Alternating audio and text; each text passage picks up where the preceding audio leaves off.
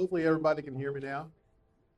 So here's our next location. And again, you can see the Tennessee River from here. It's another reminder that Decatur, everything in Decatur was certain, located close to the river. And very close to here was the spot where there was another wharf, and there was a boat called the J. Luther Troxel. And I told you about how in 1912 Decatur goes dry. Well, the enterprising owners of the J. Luther Troxel decide, well, that's an opportunity knocking, So what we would call a booze cruise, starts out on the J. Luther Troxel. So you could go down to the boat, walk up on the gangplank, and then they cruise up and down the Tennessee River and, getting intoxicated, having a great time, and hollering at the people on the shore. Well, a lot of the good people here in Decatur didn't appreciate that very much. So they wanted to do something about it. But as the law was at the time, they couldn't, as the law was interpreted. Once they're out on the Tennessee River, they couldn't touch them. Well, that went on for about 7 years, and in about 1920, the powers that be decided, well, we've had enough. Let's reinterpret the law a little bit. And so when they put that gangplank down, I want, this was T.C. Allman. A lot of y'all remember T.C. Allman. He's the county solicitor, and Judge Osceola Kyle. And they get this plan that when that gangplank comes down, they're going to say, okay, they're officially on Decatur. They're linked to Decatur. And so at that point, after the end of one of the cruises, sheriff's deputies go up onto the J. Luther Troxel, and they make a raid there, and they come up with lots of beer and lots of whiskey, and they impound the boat right down there at the pier. Well, the owners of the owners of the boat don't appreciate that very much. And so they actually send someone down to sneak past the guard and get up onto the boat and fire it up, and they take the boat up to Chattanooga illicitly. So now it's a legal fight, and it goes through the courts for a year or so. And eventually the city of Decatur does win. They get the J. Luther Troxel and bring it back here, and it's auctioned off to pay all the bills. And I don't know what they do with the money that's left over. But anyway, so that's another story of Prohibition in Decatur.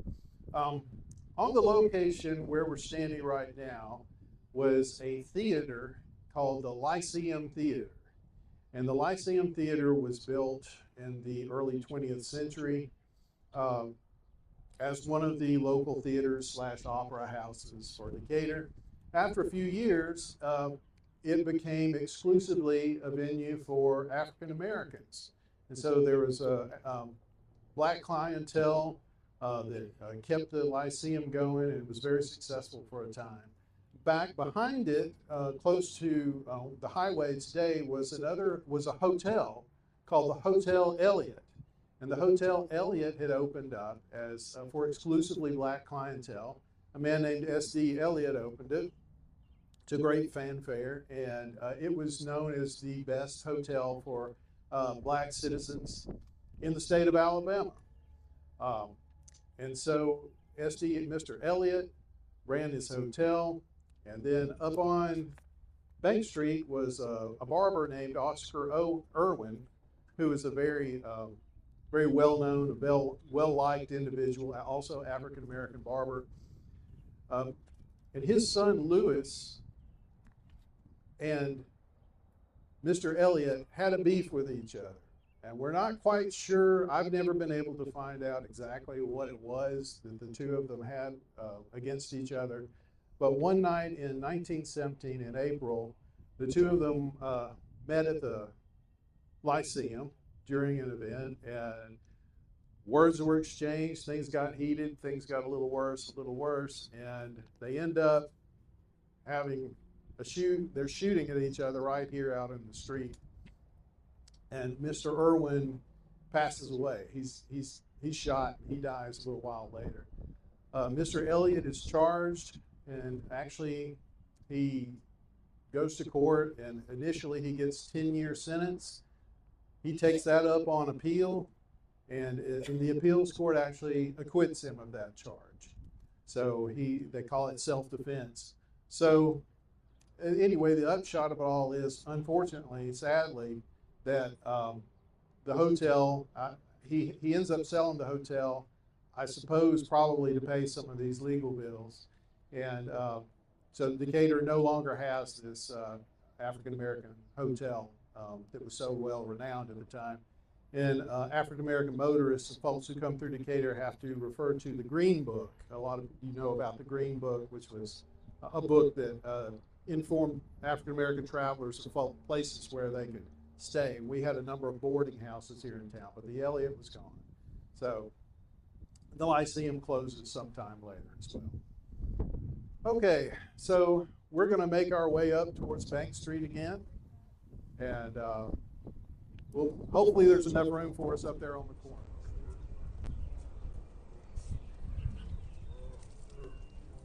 But most of the moonshining, smuggling of bonded liquor from Chattanooga happened quite a lot, and from points south from Birmingham on the railroad. But we also had homegrown liquor makers right here in town, and also out in the county. Especially out in the county, you can imagine the economics of this. It's you're a poor farmer. You can either load up hundreds of pounds, bushels of corn, and get a few dollars for it at market, or you can distill that down into corn liquor and make a whole lot more money, in a lot less, with a lot less effort of bringing it into town. So that's indeed what happened. So we had a lot of liquor producers, corn liquor producers out in the county. Varying degrees of quality. We have some of the reports of the grand jury that from some of the steel busting crews that would go out, and they'd see sometimes big tubs of mash and dead animals have fallen and they're floating around in it. Sometimes they would run it through old car radiators, and there was antifreeze mixed up in it. So varying degrees. Some of the stuff was clean and good, and some of it was not. But anyway, it was a dangerous proposition for all these still busters. We had, y'all watch out over here. It looks like somebody's, oh no, they're going the other direction. But we had still busting crews, both the sheriff department, and we also had federal revenue enforcers. And in one night in 1921, there was a crew that knew about a still operating up at Bluff City, which is upriver here a bit in Morgan County. And they decided the easiest way to kind of sneak up and catch these people unaware would be to go by boat. So they're not going overland, they're going to go by boat. So they get in a boat here at Decatur, and they go up towards this spot where they know the still is. And one of the revenuers is a guy named Charles Ed Howell. And Mr. Howell gets out of the boat at the spot there in Bluff City. Well, they thought they were sneaking up on these guys, but they weren't. And there was an ambush there, and Mr. Howell gets a full load of buckshot right in the chest. He's killed instantly, and the killers get away, and actually they never indicted anybody for that murder. But it was like I said, a pretty dangerous business. But we had other still busters through time.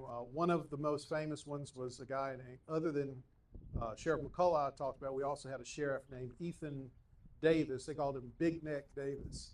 He was a big man, and his daughter was about the same size as him. And she was basically a guard at the jail. So I'll tell you a little bit more about Vera Davis in just a little while. But we're gonna walk right up the street here, and I have one building right here on Bank Street I want you to pay attention to.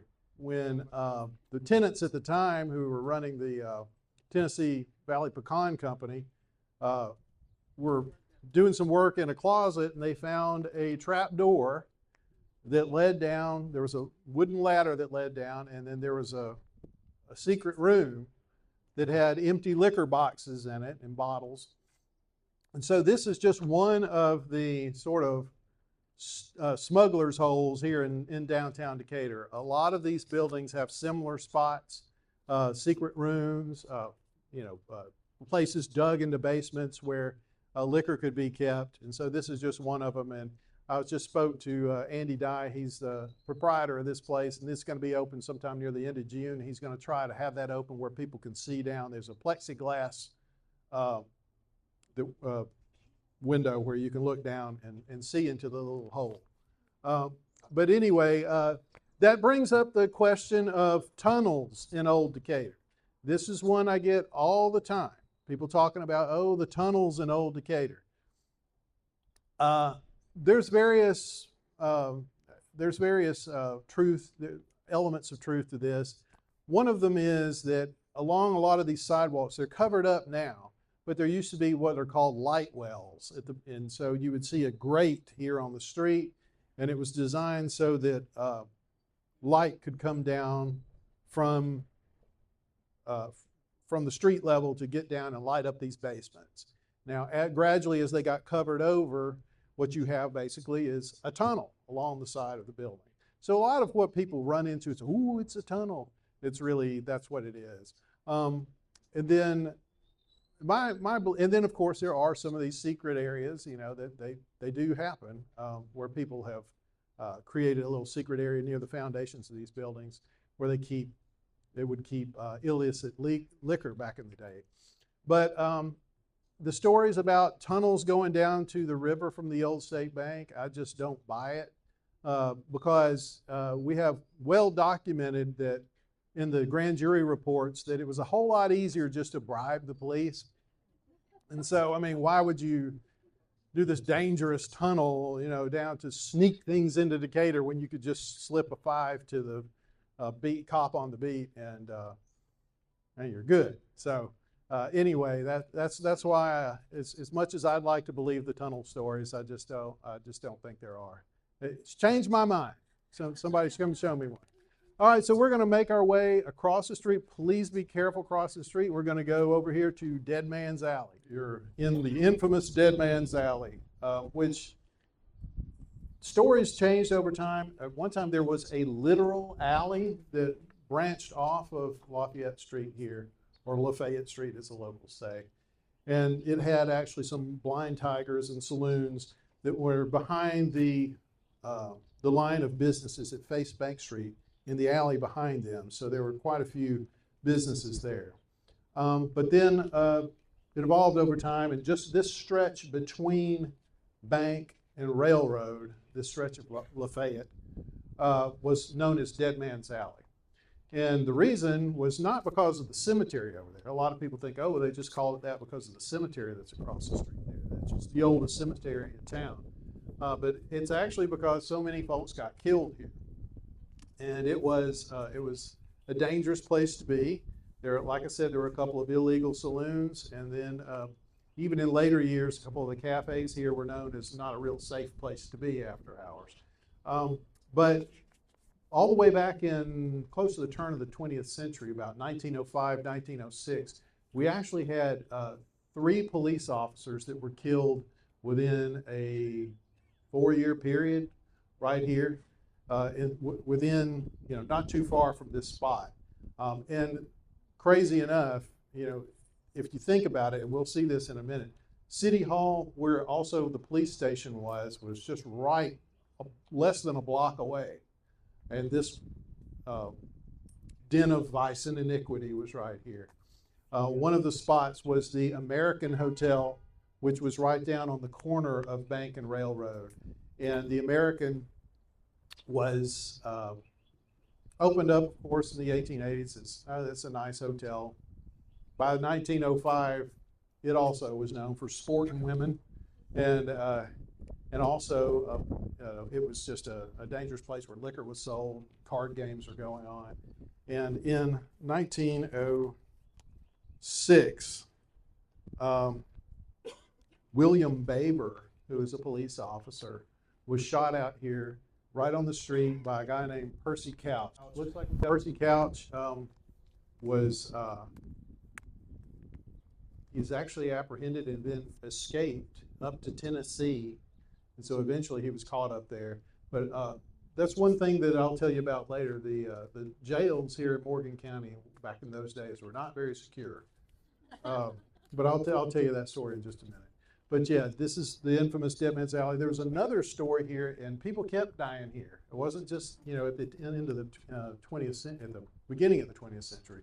As late as 1960, there was a place here called Irene's Cafe.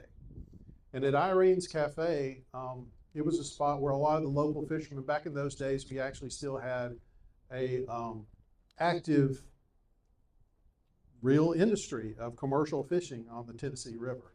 And right here in the cafe, there was a story one night. I'm going to leave the names out of it because the last time I did one of these tours, people knew both of the people involved. So anyway, there was a young man in here running his mouth off a little bit about how many fish he had caught and what his catch was. And there was another man here that called BS on it. They get into it, and the older man slaps the kid. Well, the kid's mother didn't much appreciate that. And so she gets together with one of her friends who's kind of known as a bad man about town and says, you know, I want you to get him. And so one time, right outside of the cafe, this one fella pulls up in his pickup truck, and the other guy is there, sees him, and he's like, now's my chance to get him. So he comes up to the truck with a knife, but unfortunately he had brought a knife to a gunfight. And the other guy pulls out a gun, shoots him once, he staggers back, and then he shoots him again, and he falls out right down there in front of the cemetery and bleeds to death right there on the ground. So a fish story. People get killed over anything. But anyway, we'll walk on down the street towards the depot. All right. So this, of course, is the 1905 Decatur Depot, Union Depot. And once Prohibition set in 1912, this area, this wing that ironically not too long ago was a police station, that was the baggage area. And it's where a lot of the liquor was coming into town. So a lot of people were sneaking in with crates full of liquor. So a lot of liquor was coming through there. And there's a big bust that happens there in 1913 with Sheriff McCullough. And so the depot was a place where a lot of liquor was coming and going. On the other side of the tracks was a hotel called the Hotel Bismarck. It was so named because the owners were German, and they named it after Otto von Bismarck, the hero of Germany at the time in the late 19th century. And so the Bismarck was known for its saloon. So a lot of the travelers who just had time, you're waiting on a train, you go and get your drink in the Bismarck saloon.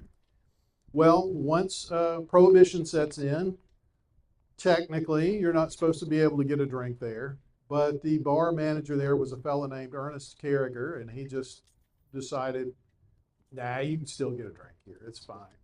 So I don't know whether he must have been bribing some of the local law initially. So there's no, he is able to operate for quite some time, and then he's arrested in 1913 for it. He's arrested again in 1914, and he is both times pardoned by the governor of Alabama. There was a guy in office named Emmett O'Neill, who did not believe in Prohibition and thought it was nobody's business, and he would actually pardon a lot of these bootleggers if they made a petition to the governor. But Ernest Carriger, like I said, arrested 2 or 3 times here. I was in court several times. Imagine my surprise when I looked at a 1917 Decatur City Directory, and who's the chief of police? Ernest Carriger. So that just gives you an idea of how seriously the liquor traffic was taken at some times. It all depended on who was in office. Some similar things happen today, some might say. But anyway, a pretty interesting story about the Bismarck. Also, this is, Peggy, how far away was the Green Frog? It's not far. About a block and a half this way was a great barbecue restaurant. Okay. Right in front of First Missionary Baptist. And I know that the Green Frog was a place where you were known to be able to get a drink from time to time. So as a lot of the restaurants were through here. We had bootleggers who were known all throughout the area. There was a guy named Dennis Metaxas who was of Greek origin here. There was another restaurant I failed to tell you about where Irene's later was. It was, there we go. It was called the American Cafe. This is one story I neglected to tell you back in Dead Man's Alley, so I'm going to go ahead and tell you now. But it was run by another Greek immigrant, a guy named Louis Argent. And Mr. Argent's daughter one time came to the archives with a number of materials, very interesting. One of the things she had was a photograph of her father standing behind the lunch counter there at the American Cafe with a very scary looking man. The guy had a fedora on and just a real mean looking look on his face. And now whether this is true or not, whether maybe her dad was pulling her leg, I don't know, but she said that her dad told her that this guy was Al Capone's man in Alabama. Well, sounds outrageous, but actually if you think about it, 1927, the Beeline Highway goes from Chicago all the way down to the Gulf Coast. And Decatur's about midway, right? So I don't know. So, the stories that I heard is that several of the Chicago mobs had garages here and safe houses where they could put people up. So don't have any proof of that, just have the story of this woman, but hey, it makes sense to me. So I'll tell you when it's a legend or hearsay, all right? Okay, we're gonna head back up towards Bank Street. Okay, well, we're close to the end of the tour now, or this is basically the end of the tour, and we're not gonna walk all the way up to the courthouse, but of course, the current Morgan County Courthouse, which you're all probably familiar with, is on the site of the previous two courthouses, and or right adjacent to it. That park that is on the other side of the courthouse, you know, we've got the front of the courthouse facing Lee Street, and then on the other side where that park is, well, that's where the previous two courthouses were. One of them was built in 1892. It burned in 1928, but then it was reopened again as a new court. There was a new courthouse built on the site in 1930. Well, but the old jail was still there. So they had a new courthouse in 1930, but they had the old jail, and it was falling apart. It was known for just a nasty place, crumbling, and it was apparently, if you didn't want to be in jail there, you didn't have to be. You can just walk out. We had, in one news article I saw from 1930, it said that this was not even the end of the year. I think this was like in the early fall. They said they had 26 jailbreaks out of the, and a lot of times people would sometimes you just sneak out, or sometimes you would actually saw through the bars, or actually they were loose because the mortar was crumbling. They could just, what happened one time, there was a guy who sawed through the bars and got out, and you know, they catch him months later, bring him back to jail, put him in the same cell where they've repaired the bars. Well, he saws through them again, and goes down to Market Street to pick up a pint of liquor from his favorite bootlegger down there, and cops are walking down the street, and they say, wait a minute, didn't we just leave you in the jail? So they bring him back, and put him back in the jail again. But there's another story from that same jail. I told you about Ethan Davis, Big Neck Davis, and his daughter Vera Davis. Well, back in those days, the sheriff lived above the jail, and Vera would do the cooking for the prisoners. You know, you think about Aunt Bee, and you know, I don't know. I don't think she was any Aunt Bee though. But there was one night, as happened, there was a jailbreak. Some guys got out of their cell, and they're making their way through. Well, they didn't count on running across Vera, who was in the kitchen preparing dinner.